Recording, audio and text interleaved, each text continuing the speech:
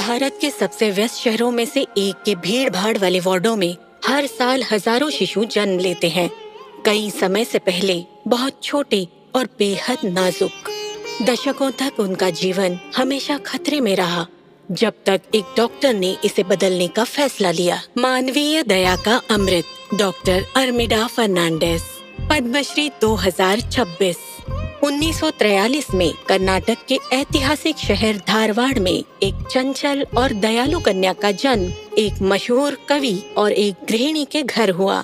बचपन में मेरी माँ हमेशा कहती थी, गरीबों की मदद करो और भगवान तुम्हें 100 गुना लौटाएंगे। मेडिकल स्कूल में डॉक्टर अर्मिडा फर्नांडिस अपनी क्लास में अव्वल आई और आगे की पढ़ाई के लिए धारवाड़ से मुंबई आई। वहाँ वह बच्चों की डॉक्टर बनी। शहरी जरूरतमंदों की सेवा के लिए उन्होंने मुंबई के एक नगर निगम अस्पताल में नौकरी कर ली। वहाँ शिशु मृत्यु दर ने उन्हें झकझोर दिया और गहराई से प्रभावित किया। छोटी एम्पिरिकल स्टडीज के डेटा की मदद से उन्होंने प्रभावी कदम उठाए। शिशु को नहलाना, ग्लूकोज का पानी, फॉर्मूला और जानवरों का दूध और इंक्यूबेटर का इस्तेमाल बंद किया, जिससे बैक्टीरिया फैलते थे। इनकी जगह तेल का इस्तेमाल किया और शिशु को गर्म रखने के लिए लाइटें लगाई गई। इन्फेक्शन रेट तेजी से घटी, जीवन दर बढ़ी और इनके साथी भी मान गए। ये आसान कदम अब ग्लोबल प्रोटोकॉल है। हालांकि इनकी सबसे बड़ी पहल एशिया का पहला मानव दूध बैंक शुरू करना था। इसका विरोध भी हुआ। मानव दूध बैंक शुरू करने पर कई लोगों ने मुझे पागल समझा, खासकर प्रशासन ने।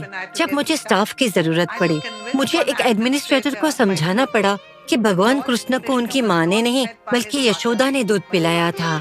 मानव दूध की थोड़ी सी मात्रा भी इन बच्चों के जीवन को बचाने में मददगार साबित हुई। अगले 5 दशकों में अर्मिडा ने 2000 से ज्यादा मेडिकल प्रोफेशनल्स को ट्रेनिंग दी और 3 राज्यों में स्तनपान का अभियान चलाया।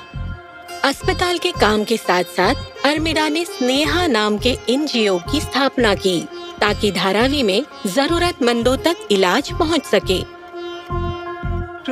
शिशु मृत्यु दर को और कम करने के लिए हमने माताओं के व्यवहार को बदलने पर ध्यान दिया, ताकि वे समय पर अस्पताल आएं और अपने बच्चों की जान बचा सकें।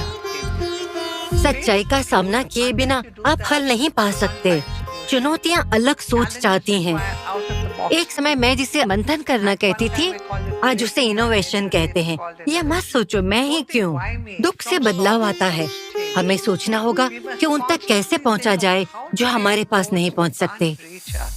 डॉक्टर अर्मिडा फर्नांडिस, पद्मश्री 2026। कोटि कोटि नमस्कार।